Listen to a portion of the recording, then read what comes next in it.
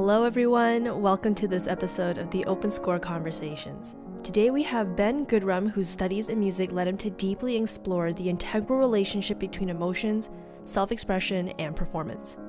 Ben has a wide range of experience in regards to performance. He's a public speaker, a musician, a breakdancer, and an emotional fitness coach. This allowed us to draw many interesting connections between those disciplines, such as stage presence, how to profoundly connect and communicate with an audience, the exhilaration of being spontaneous and in the flow state, and much more. These are all high performance states of self-expression that every performer tries to achieve with their audience. I hope you enjoy this episode. Let's get right to the show. What is the feeling of public speaking? It's just an extra bit of nerves almost.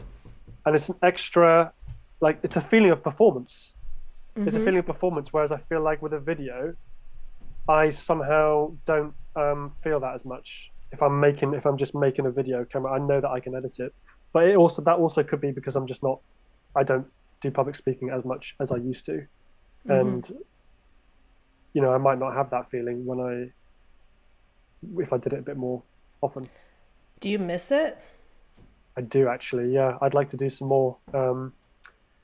I've just been focusing on the one-on-one coaching a little bit. Maybe that could be one of the reasons, but it's something that I do really enjoy. And I would like to get back to. There's something about it. Like, same as why I like this as well, where you have to articulate yourself in the moment. And sometimes when you have that performance situation, things come out that otherwise won't come out in other scenarios. And I find myself, even when I've prepared a speech, I find that if I'm in front of a group of people and I'm in that whatever that state is, I'll sometimes say something in a way that I've never said it before. I'll communicate in a way that I've never communicated before. Maybe because of stakes, because it feels like stakes somehow as well. There are different aspects in a Toastmasters meeting where you practice impromptu speaking and prepared speaking, and both of them have their own benefits to doing. But I found that it helped me communicate and learn to communicate in so many new ways. I've always loved performing, and as I've grown up and my sense of what performing is has kind of matured and refined, I realized that I just love that feeling of connecting with an audience, with a large audience. And when you feel like you've communicated something to them and they enjoy it or they understand it in some way. So that's kind of, what I like about it. So I do miss it. Yeah. It really seems like you miss being on stage, or at least on a bigger platform, and being able to connect with people. Do you find that having yourself be on stage, there is a little bit of that nerves, there is a little bit of that kind of pressure, that it also helps your brain connect in different ways to help you articulate in different ways that even it surprises you? 100%. Yeah, 100%. And I don't know about, I imagine you're linking that to performance of music as well. I can completely link that to performance of music as well. And even performance of, did we speak about before that, a breakdance? Yes, a little bit, but you can go into that too, for those who don't know. You breakdance as well, it's amazing. Oh, thank you. Oh, you saw some of the stuff, didn't you? Yeah. Yes, I have. So I haven't posted much in a while, but I do have some stuff up there. And these times, I know when, specifically because breakdancing, you can relate to jazz a lot, I feel, because of the improvisation. And there'd be times when I'd go out into a circle and I'd do something, and you talk to a lot of breakers and they have this experience where I'd do something, I'd be in the moment, I'd come out of it and people would be like, whoa, what was that? And I'd be like, I literally don't know. I don't know what I just did, because you're just so in it, and there's something about that being in that performance flow that has happened a lot more for me in breakdance than it has maybe even in performing piano, I think. Although I have had that in piano more recently in my music career or music, playing. What instruments do you play, and do you only exclusively play classical music, or do you do other genres, and do you also improvise? I play piano is my primary instrument. That's what I've played since I was 7 years old, and that's what I went to college for. I played the trombone when I was a teenager. I started with the trumpet when I was like 10, and then I think when I was 11 or 12, moved to the trombone. And I played that all the way through my teenage years and at music college as well. And after I left university, I started playing the tin whistle. So I absolutely love the tin whistle, like an Irish traditional music. I feel like gives you a feeling that no other music gives you. And I had my first lesson on that recently, actually last week. But Cool. But I've actually been teaching myself that just on YouTube, kind of online, videos for about 7 years. It's interesting because that's quite you would see it as like a relatively simple instrument. It's like a 6-hole instrument, and it's because it's only diatonic. It's in D or E or F or whatever key, and so you think of it as a simple instrument, but it's got so many little quirks and subtleties that are hard, that are difficult to get. But your question, you're saying what instruments do I play? Those are the instruments that I play. And do I improvise? So on the trombone, I played mainly jazz, and that's what got me really into jazz was on the trombone. Okay. My teacher was mainly a jazz teacher, so I improvised a lot on the trombone, really enjoyed that. And that moved a little bit over to piano for me, so I do like a little bit, but it's always been snippets that I've done over the years. I've had a jazz lesson here. I've got a friend who does jazz, and I've played with him a little bit, and the knowledge obviously moves over a bit, so I can do a bit of it, but not to a very high standard, I'd say. No, you totally nailed it. I just wanted to set a little context because I want to kind of tie this back into your love of public speaking and also with b-boying. And there seems to be this element of being in that state of flow, being in like in an improvised way and just getting things to connect. And I'm wondering if you've ever had that similar experience if you improvised in music as well, more particularly in piano. And have you ever made any connections and found yourself to be in the same state for all three of those things, so public speaking, dancing, and music, or are they slightly different for you?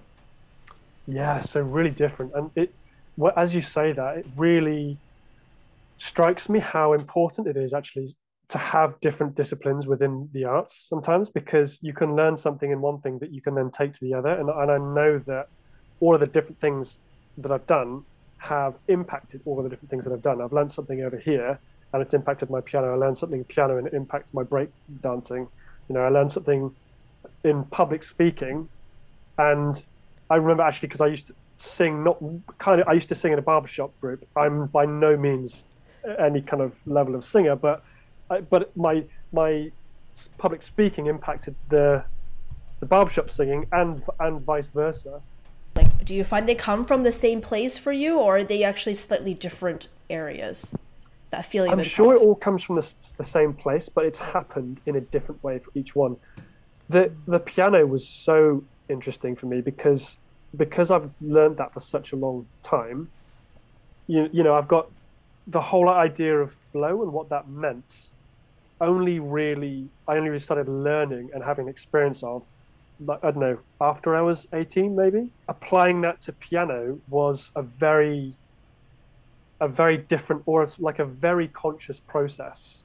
So with that, it was like with with my piano teacher Charlotte. That was, and again, I loved the piano, and I got to quite a good standard of it, and I was expressive, and people enjoyed my playing. But as far as me experiencing like a flow in the sense of that place where you feel effortless and you feel, like at one with the music or at one with the crowd or whatever it is, that took me a while with the piano. And I'd say that I'm still on a development route with that.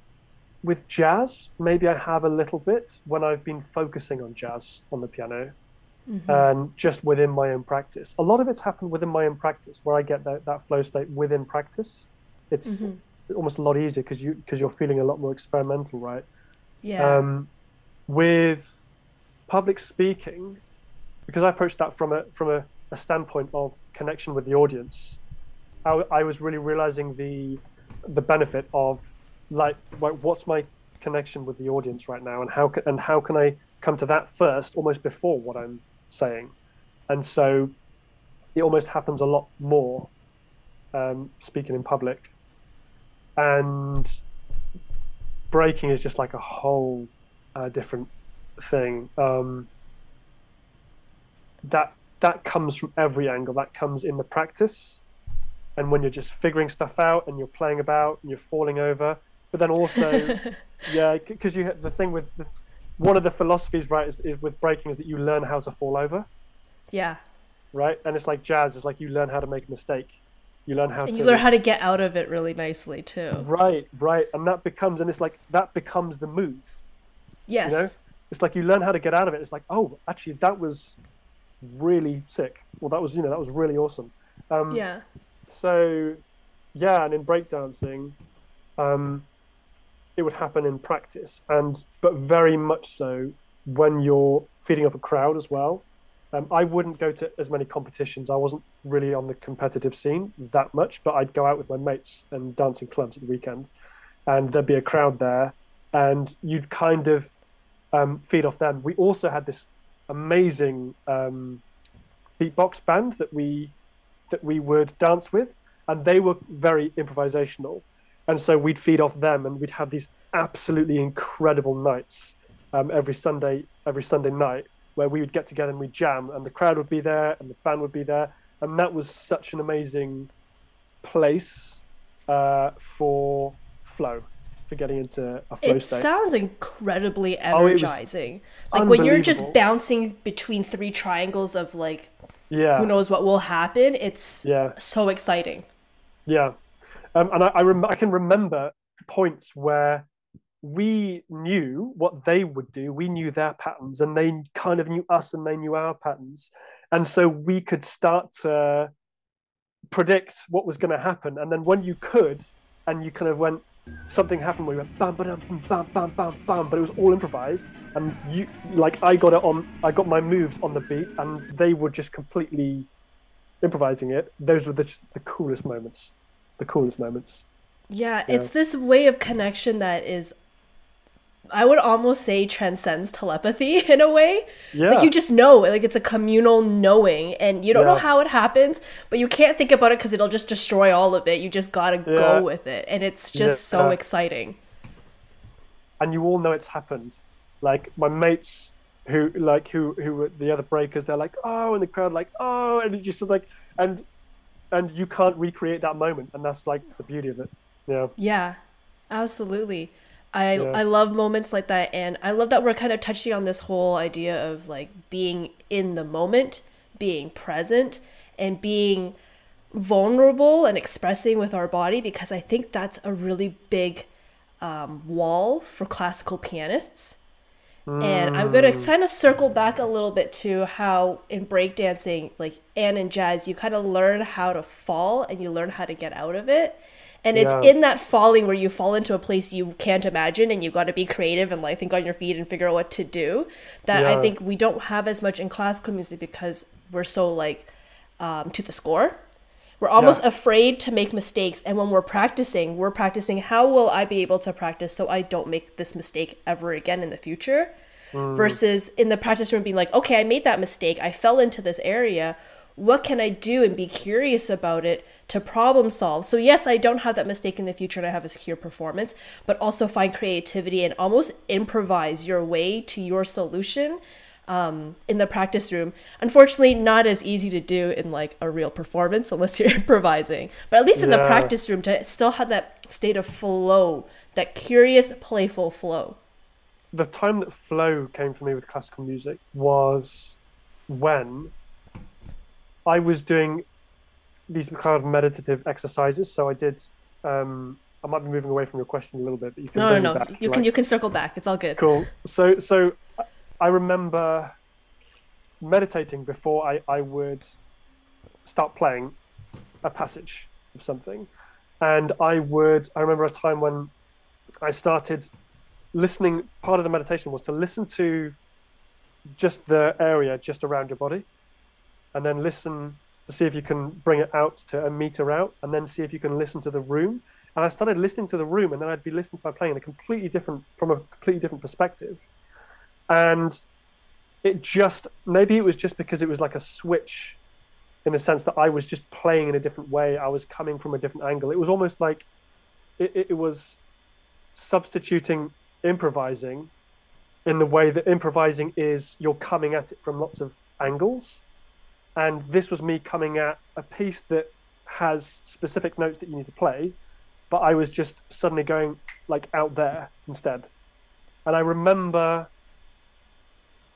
like a presence to my playing, or not a presence to my playing, something, a very much in the moment feeling to my playing that helped me to tune into something that was a lot more spontaneous.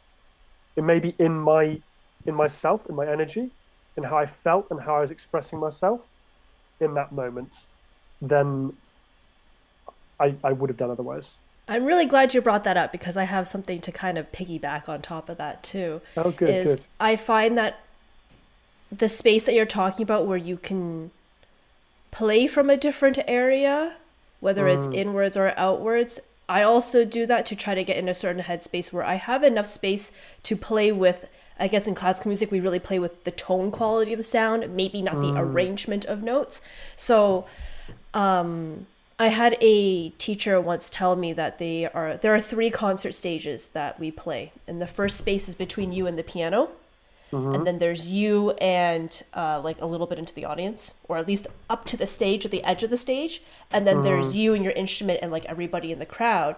And I think when you start to think about not necessarily having your sound travel farther and hit the back of the room, unless that's the type of like direct sound that you want, getting that presence also has to do with this kind of imaginary mental space that you can take up this much space as an expression, as the music.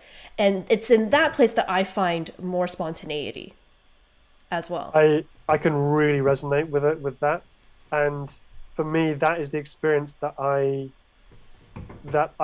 haven't had as much with the piano.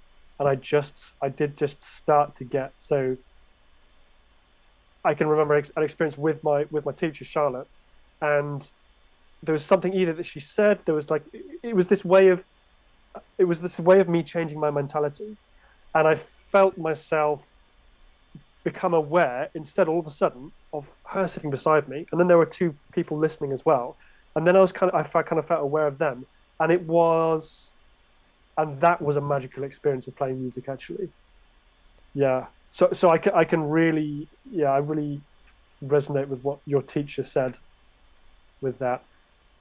For me, interestingly, my experience of performing piano a lot has been nerves, actually, or has been this kind of like I must get it right kind of experience.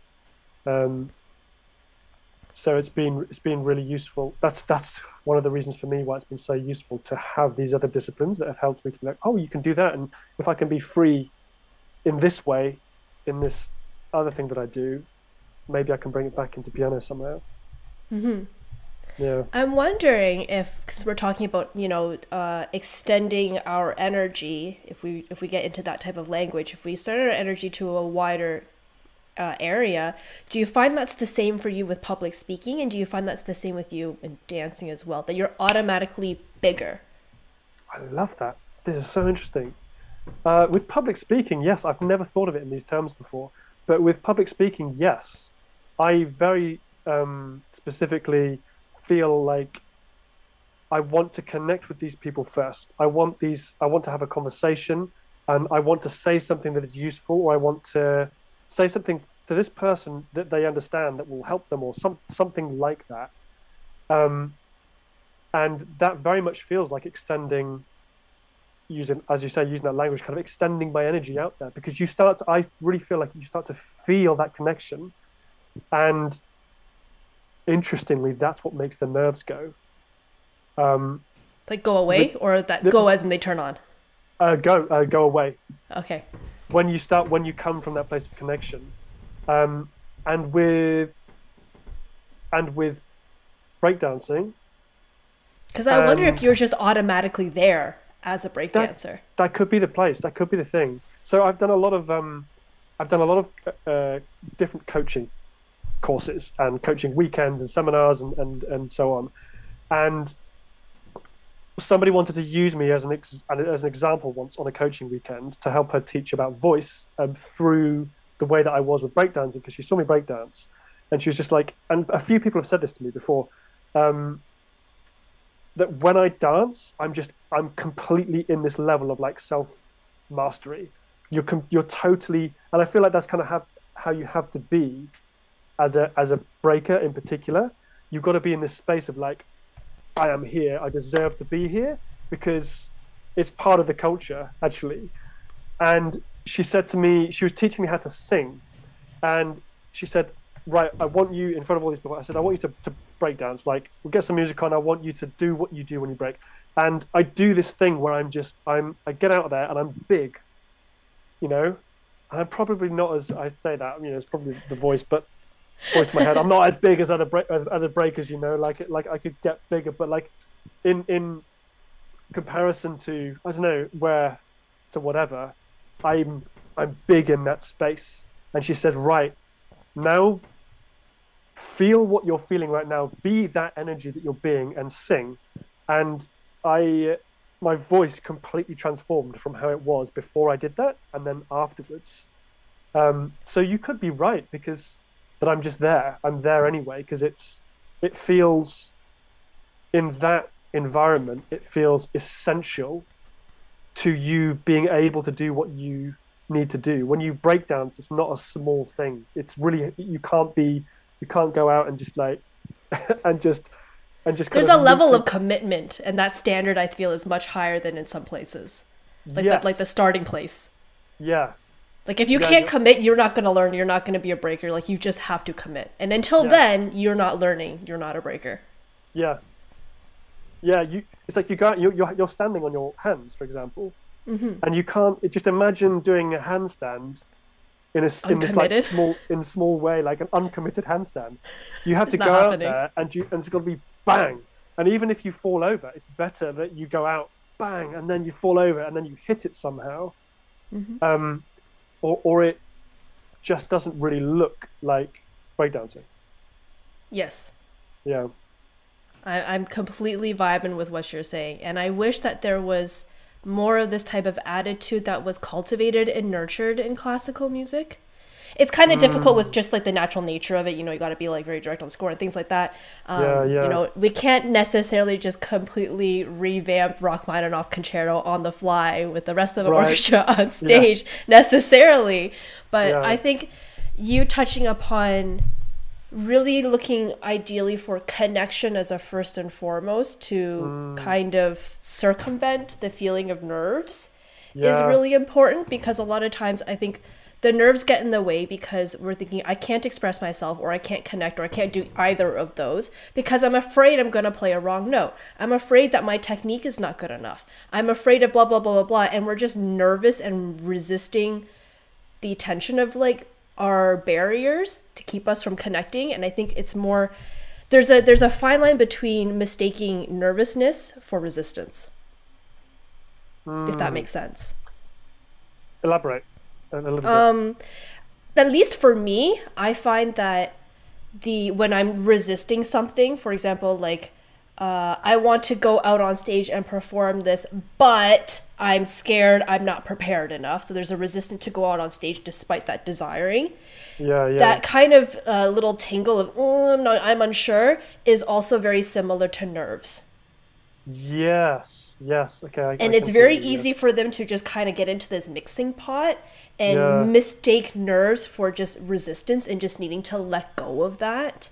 Versus nervous being like, I sense a real danger here. And I mean, they're both kind of the same. You're kind of resisting a sense of danger or a threat. But sometimes just being in that slightly different shift can instantly help you let go of something and get you into action and doing what you want. I do like that distinction, actually. And I think that comes back to what we were saying about how I feel about public speaking. Is like, it's that feeling like of performance, and it's kind of nerves, but it's like this space, resistance. It's like this space where you feel like, oh, this is the space where I now need to open up, and that's where the magic's going to be. But it's always a little bit of, vulnerability. Did you mention that? Did you say that word? I haven't, but that's a really good word. Yeah. Yeah. and coming back to bringing that space, that big space into, or the connection first type space into classical music. I don't know if you ever do this, but one of the things I do when I practice is that I play and I practice the bigness, and I allow myself to make mistakes. So, especially if it's a big piece, I'm just thinking of something like Rachmaninoff, and you want to be big with that sometimes, like Yes. And you practice the I'm just thinking of the G minor prelude. You practice the space that you want to occupy, and then you can bring it down, and you've also got to practice the specifics of that as well. But you can do it from both ways. You can you're learning the notes. You start dun, dun, dun, dun, dun, dun, and then you bring it out, and then you bring it back into the specifics, and that's kind of a way that I've brought that expression in. And also, like with the body, and you talk about expression and practicing how do I want to move with this phrase, and bringing it to my body first. Just practicing bringing it to my body first, and then bringing it back to did I get the notes right? But allowing myself to actually get it wrong, as long as I get the phrase and I'm moving how I want to move. I love that. We are going to get to that. I just want to come back and then thread it through Sure. The idea of stage presence, because I feel like we're starting to touch upon it about, taking up room, taking up space, and just trying to fill it and having connection. And I want to connect that with another facet I think is really important in stage presence, is self-mastery, that you just mentioned as well previously. And if you can go into a little bit more about what self-mastery means to you, because I feel that sometimes people think self-mastery means like, oh, I'm so good at my technique, I'm so good at my tone quality, I'm so good at blah, blah, blah, when I think it's actually a different thing. And it doesn't necessarily mean that you have to have really good technique or really good musicality or really good a talent to demonstrate a self-mastery, so to speak. Yeah, and that phrase popped out of my mouth earlier, I think, even without necessarily thinking about it. But what comes to mind when you say that, self-mastery, is so much confidence in yourself that even if you go wrong, it's right. It feels right. So self-mastery is just really being able to bring out the expression that you want to be there, or maybe the expression that is there. So I think about that walking out on stage and speaking in front of people. It's like, what I know right now is what I'm supposed to know. The information I have is very slightly different, and it's very slightly unique to me. And if I just say that as honestly as I can, maybe, and there's the vulnerability part of it, there's probably a part of me that's a bit afraid that, oh, it's not going to be received. People are going to think I'm a bit weird, or this isn't, how this is supposed to be interpreted or whatever. But when you kind of almost lay that bare, or you just allow that to be what it is, and the closer you can get to that feels like self-mastery. So and there's a surrender. So when I break dance, I just think, what are the things that I would do is I just go out with the weirdest move or the biggest move, just to kind of get that sense straight away of bam, like I'm there, so that I don't accidentally stay in my shell somehow. The two words that popped in my head, along with self-mastery and having that vulnerability and kind of getting to that state of confidence, is the fine line between acceptance and surrender. In the sense that you were mentioning before, like, I'm not sure if it's going to be received well. I don't know if someone's going to think I'm weird. I'm just going to have a weird move, and I'm just going to fly with it and surrender to whatever's going to happen, if I'm going to fall or I'm not. And I think part of being present, part of having stage presence, part of connection, part of vulnerability, all that stuff also has to do with accepting, someone might not like what I'm doing. This is kind of weird, might not hit. This is, different. And in the acceptance also comes a sense of surrender. They kind of go hand in hand. And then when you can have that level of vulnerability, I think that is what people kind of call stage presence, because you do need a certain platform and presence to hold that, but also for people to connect with. And if you want to take that however you like, please. I mean, I just like agree with that. I wasn't sure what you meant to begin with about acceptance and surrender, but when you kind of went into that description, I vibe with that definitely. Like that level of acceptance and coming along with that surrender, and then that being those elements making up what people call stage presence.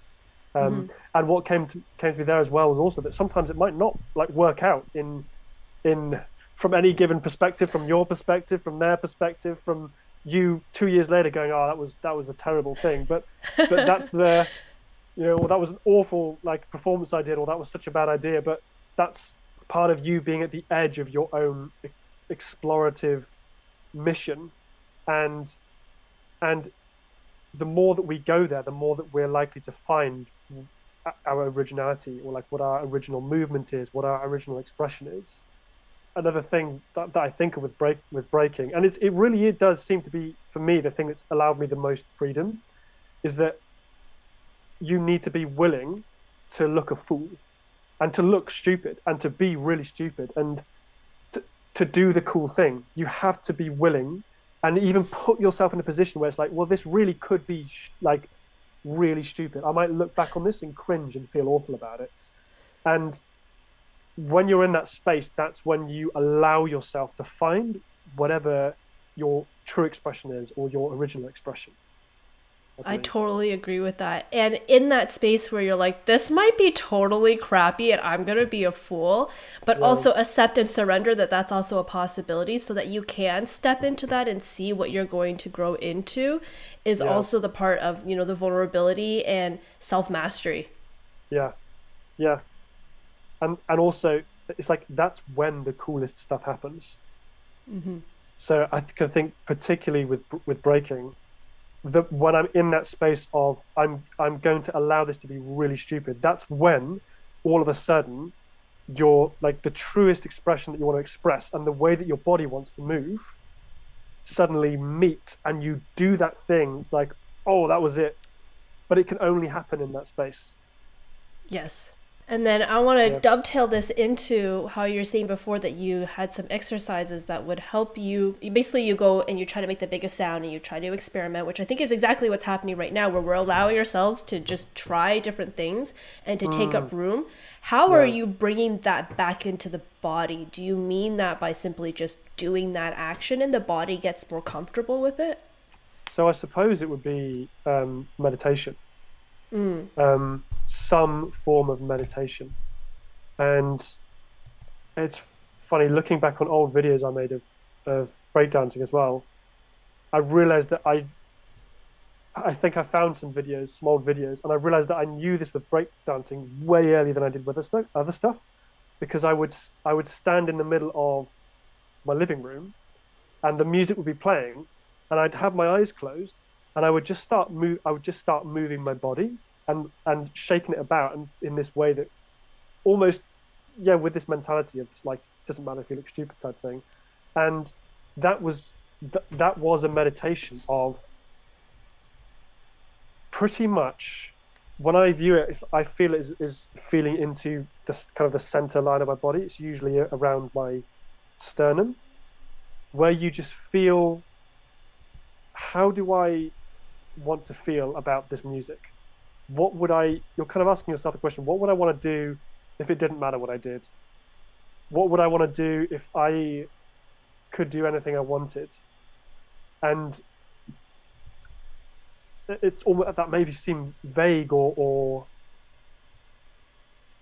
vague, but that helps me to feel into my body and like what I want to do from that place. With piano, and I think it would be the same thing. I would sit and I'd meditate. And it's about feeling free in your body as well.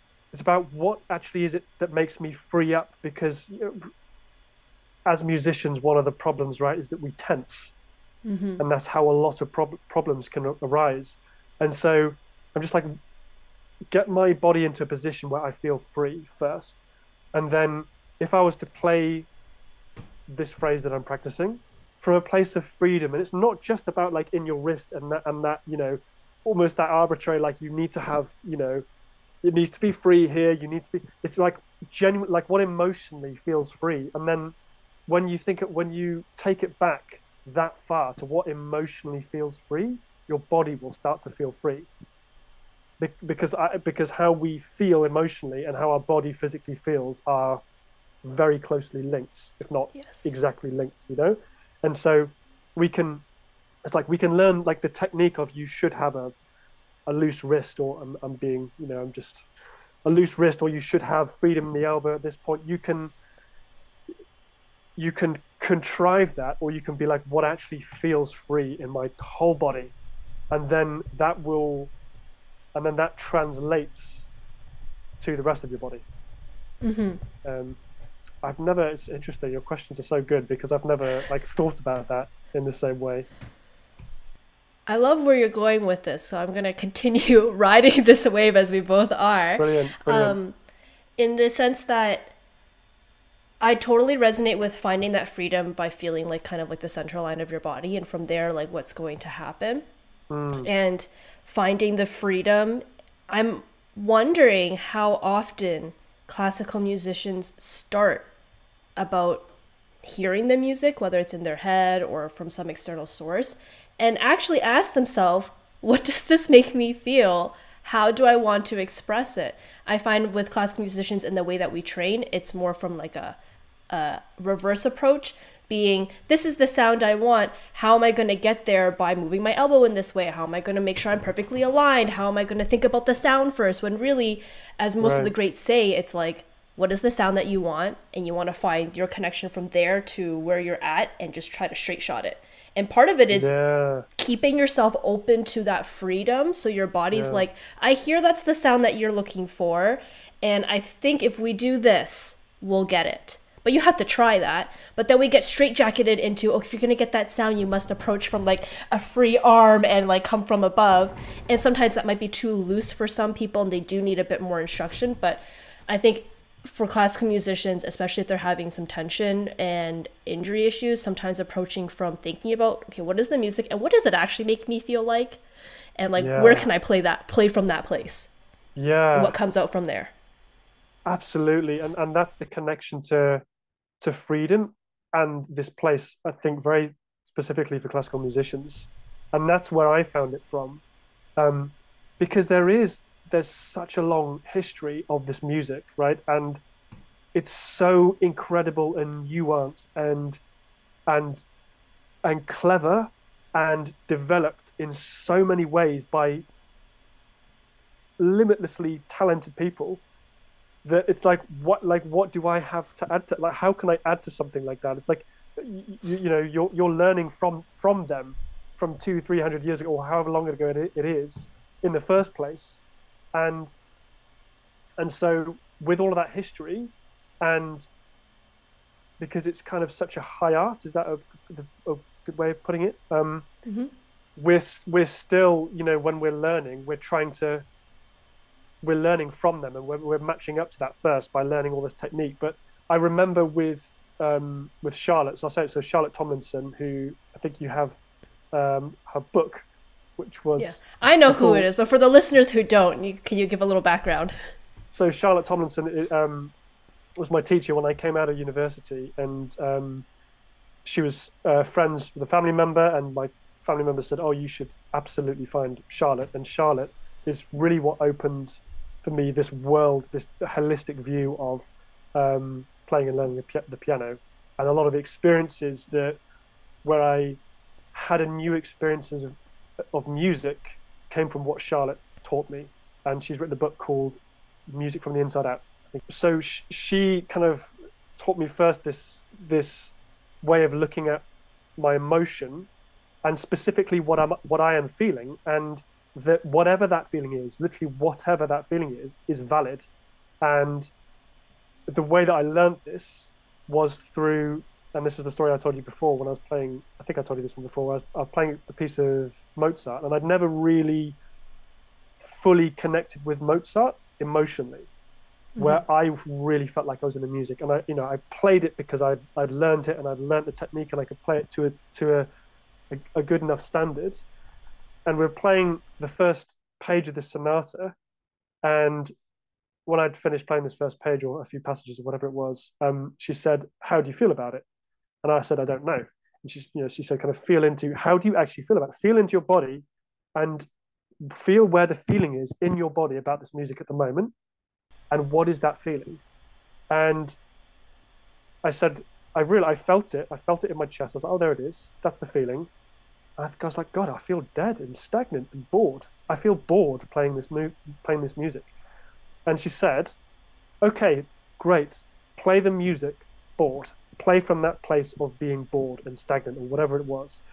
And somehow, through doing that, I suddenly saw the music. This is so whatever cliche, but I suddenly saw the music, and I suddenly felt something deeply about the music, and I realized that I loved it in that moment. And it was through connecting with how I genuinely felt, because for whatever reason, I wasn't allowing myself to connect to it, or I wasn't allowing myself to connect to how I truly felt about it. And then it was like it was laid out in front of me in this way that I'd never seen it before. When you feel into the physical place in your body, and you feel the actual feeling that you're feeling, that can create the music that you want to create. Yeah, I love that you touched upon going into your body, and usually people ask like, oh, what do you feel about it? Some people take it as a very abstract thing, but it's quite literal in the sense of like, where do you feel it in your body? Does it feel light, heavy, whatever, in your arm, in your chest? Like, where is it? And from there, find something. And I am so thankful that she gave you that opportunity to be like, oh, you're bored with Mozart, play me a bored Mozart. And just to find a connection to an emotion, as opposed to being, oh, Mozart's supposed to be like light and happy, and it's a gleeful section, play it gleefully. Exactly. But if you're in a place where you're like, I ain't feeling glee, you're gonna go into the intellectual part and be like, okay, well, glee to me usually sounds brighter, so I'm gonna find a brighter sound, which means I'll use staccatos or something like that. And you start to fabricate a mask. Well, sometimes if you just tap into feeling bored and be like, okay, it's okay to play a bored Mozart. It's okay for me to be bored with Mozart. It's okay to have it sound bored. And then now you're actually connected. You can then go as a launching pad to somewhere else. Be like, okay, where can I find that glee now? Where can I find a place that makes me happy? And I think if more teachers can tap into that with their student, just take a pause in the lesson and be like, are you feeling bored about this? Why don't you play it bored for me? And then students become safe to feel like, it's okay for me to not really have an affinity with this piece just yet. And find it later, as opposed to trying to force it to happen. Yeah. And very specifically to allow them to name as well, to be like, it's okay to feel bored, and it's also whatever other feeling that you're feeling right now, and is okay and valid to feel. How do you try, I know this is like totally out of your domain, but as an emotional fitness coach, maybe we can do like a little cross pollination. Sure. But let's say someone says, okay, I feel bored about this piece, and they're like, okay, let's try and play from bored. They're like, I don't know how to do that because I've never done that. I've always played it from my brain. So how would you try to get someone to connect into their body and just express it in some way? Or do you find it's just their personal judgment that kind of gets in the way of actually physically taking action towards it? I wonder if the thoughts that come to me are that it would be important to find music that you can say how you feel about it somehow. So if what we really want is to be able to connect with how the student feels about music in general, about this specific piece of music, is to find something first, find another piece of music. I think if you're feeling bored with a piece of music, like you'll know that you're feeling bored with it, it might just be maybe almost the courage to say that this is what I feel about it. Like, I feel bored, or I feel, when you say how you really feel about something a lot of the time, and you tune into how you feel, it can be, again, a vulnerable thing to do, because a lot of the time you're finding something that you might not expect. And so it's about giving the space to that student to to explore and to express whatever that thing is that they find that they don't expect. Because I find that a lot when with emotional work in general, and this definitely comes across to the piano and teaching music as well, that when you tune into what you feel in any one moment, you might not know what you find. Like, you don't always know. You can surprise yourself a lot of the time. Yeah, so it's just about being able to really open that space for whatever's there to be there.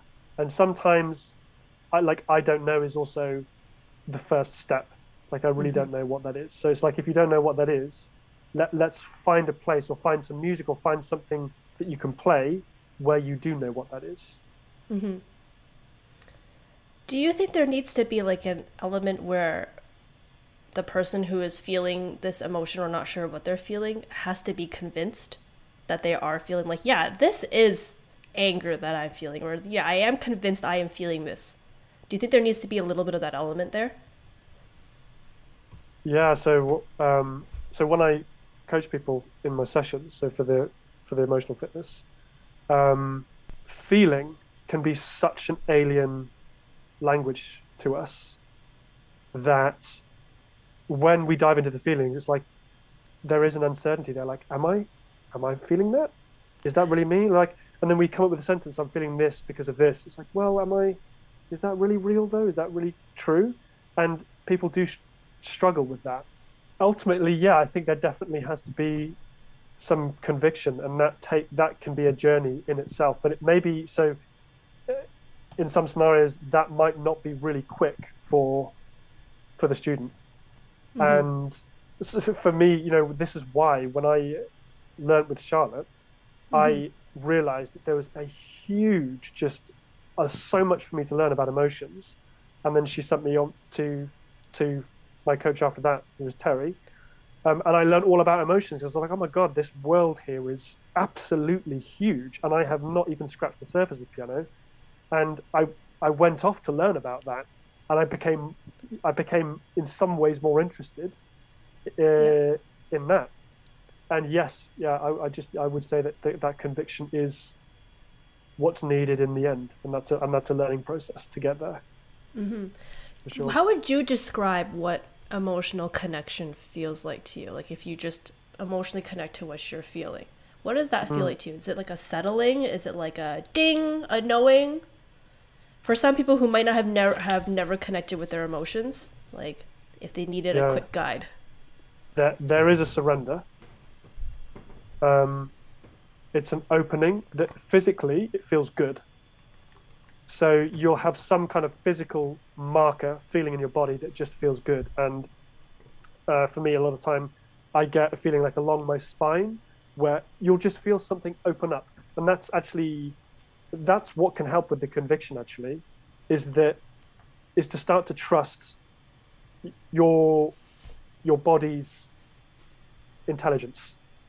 So when something makes you, maybe your chest opens. For me, like, I feel kind of a line from my spine go up to the top of my head, and I can feel it in my chest, and it opens up.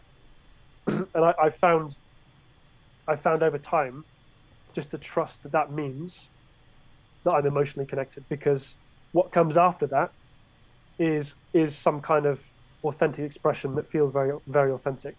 And then the more that I have trusted that and gone forward with it, and it's been, you can tell afterwards that it's a true expression, then the more that you start to trust that. Do you find, at least for your own self, that has really helped with you unlocking tension? Or did the tension in playing come from something else too? I haven't thought about this in such a long time, actually, with this in connection to piano specifically. But yes, I think so. I thought about it from so many different angles. I thought about it from the mechanical angle as well. And so I'm remembering that, we did, with Charlotte, we did do this work on the mechanics of it as well. So it's good to come from both angles to learn that there needs to, you need to have this kind of tension in your finger, and then you need to let your arm be freer, and to learn that kind of thing. And I think we probably did that first and then came to the emotional stuff. Because sometimes when you do the mechanical stuff and you free up that can also, if you work at it from both angles, it can also help to free up to this space where it's like, oh, that's where I feel it. That's where I emotionally feel it, and I've freed up my body to that place. So it kind of works both ways. Yeah, I love that you said that it works both ways, because I think in the same way that tension constricts your body and you physically can't move, it doesn't give space for that emotion to exist freely.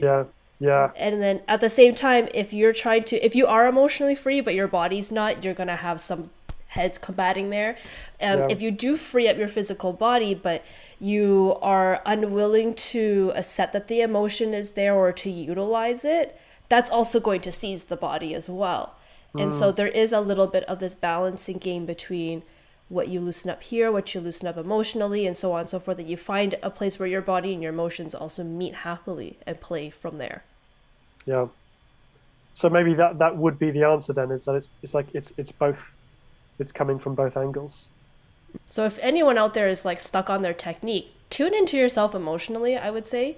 What has helped for me is sometimes I get tension, not because I'm not in good alignment or I'm not accepting my emotions or whatever, is that I'm holding on to the emotion too much. I want to feel it too much. And so like my shoulders will go up and I'm like, I want to feel this passion, when really you want to express that passion out of your body. And that can help loosen like some things that we're gripping onto, some certain feeling that you feel that either you want to hold on to or you don't feel big enough to contain, if that makes sense. I wonder if in that moment, in moments like that, is to play rather than trying to play what's there, or trying to play, it's like coming back in and zoning to what is there right now, what's there. Because it might be, for example, frustration that I can't play this as passionately as I want to, or sadness because I'm not reaching the passion that I think that I do feel about this piece, but for some reason it's not working right now. And it's always through accessing whatever you're presently feeling that you will access the truest expression of whatever you could play right now. It is what comes to my mind with that. And I love that you said right now too. Yeah. Because it also makes an acceptance that, whatever passion is stored up in there, it might not come out the most prettily in the standard that you have in your brain in that moment. Yeah, and that's okay, because sometimes we try to jump to the end goal and we get so frustrated we're not at the end goal, when it's like, you gotta start where you are and you will get there. Yeah. So it's okay to have that passion. When you finally release it, it comes out and it like fizzles into like nothing on the keys. It's okay. That's just what it's like now. But if you keep working at it, it'll get bigger. Yeah. Did I answer all the questions? Did I cover everything that you? I think so. Yeah. Or everything touches on it. I was gonna ask a little bit of what freedom feels like for you, but I think we've unless you have anything more to elaborate on that. What freedom feels like for me, and again in the context of piano. Piano or just body movement or emotional, because you had touched upon about feeling like, not just mechanically feel like I have freedom in my elbow. To some people that just means I can just move it, like piano technique wise. But I think there is also a sense of freedom in terms of the emotional storage that's there. And freedom of being able to have other things stored in your body as a form to later release in a form of expression in the music or whatever. I don't know if that's going to spark anything in your head. So when you were saying that, I was thinking freedom for me feels like the freedom just to express whatever's there. That whatever is there right now is okay, and it's what's supposed to be there, and it's what's supposed to be there for the music, and it's also the best thing that I could possibly express to communicate with my audience right now. I think you put that really well. Yeah. Yeah, good. Good. So all right, thank you so much for having this chat. Is there any place that someone could find you? Like, what are your socials? What are your websites? So Instagram, it's just Ben. So as in the 3 words, it's just Ben.emotionalfitness.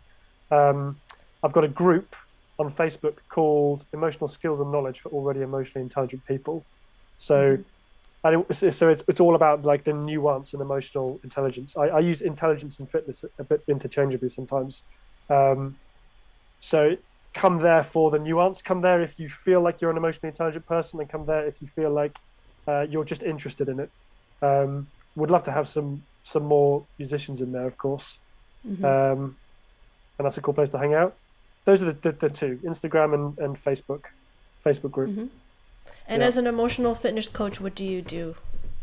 So I help people to understand how they feel on a very specific level and move through those feelings and be able to process those feelings. So it's like with the piano, right? It was the experience with the piano was in the story that I was saying about the Mozart, was that transformation in the moment. Like, whoa, I could feel it and it can change. And so I got interested in how can I learn a process that can facilitate that transformation. So I help people to be able to begin with, I help people to transform those emotions.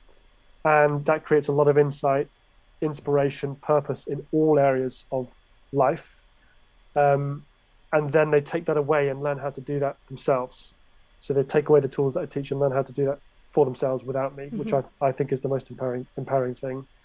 And it provides a lot of things, a lot of benefits among what I was saying. You know, the main things I say are purpose, inspiration, and clarity, and every kind of emotional feeling that you can imagine, and the benefits that you can imagine they would have in your life. So, yeah. I think that there are so many people out there where we have disconnected from our emotions to some degree, and I think the work that you're doing is so necessary and so valuable, and I'm so thankful that you have this service available for people, because it's not easy to navigate emotions, especially if you were not really taught how to do that, and it is a bit more of like an abstract language. So thank you for providing that. Is there anything that we haven't talked about that you might want to just flush out and get off your chest? I wonder about kind of, with the coaching and what does it provide. If I say as well, I'm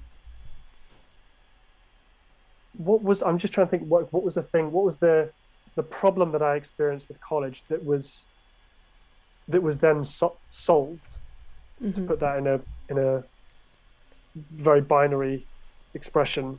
I remember leaving college, I call it different things. It was conservatoire, Leeds College of Music, and feeling like I loved the piano, but there was something that was off with my motivation somehow. It was like I was doing it in a way that brought the tension in me, in my emotions, in my life, and in the way that I played, and it was about finding in my life what is the purest place of my motivation, where I'm not influenced by the people, where I don't feel like I have to do what other people are telling me to do, or how, in the context of the microcosm of music or the macrocosm of my life.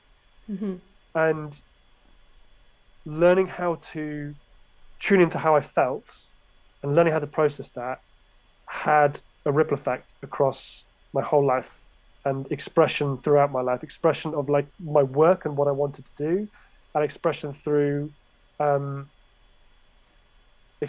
music and the way that I played music. And it brought so much joy into all of those aspects, especially music. And so I suppose maybe I want to say that as a musician, it is such an important thing to dive into who you are and who you think you are as a person and who you want to be and how you want to express yourself in your life, because that will impact your music. That will impact the joy that you have in just the process of practicing. Like, I love practicing. I think I did before as well, but it puts so much more joy into all of the different aspects, because you're focusing on what does this mean to me as I'm doing it. And yeah, I think that's what I wanted to leave everyone with, unless you've got something to say, with that as well. No, I think You closed that out really, really beautifully. And the importance as an artist to know themselves, because we have to be so connected with our emotions and our purpose to feel like it's meaningful and to feel like we're doing something that is us, because art is our expression. So it is in a way us, and learning how to navigate that can be super tricky. And I hope that if there's anyone out there where this conversation has resonated, go and contact Ben. He's amazing. He will help you. I just love the work that you do, and I wish there was more people like you out there. Thank you, Michelle. And yes, please, anyone contact me, and very welcome too. I hope we can have more conversations like this in the future, but anyone who is listening and you want a transcript, you can find it at my website, theopenscore.com/blog, and happy practicing as usual.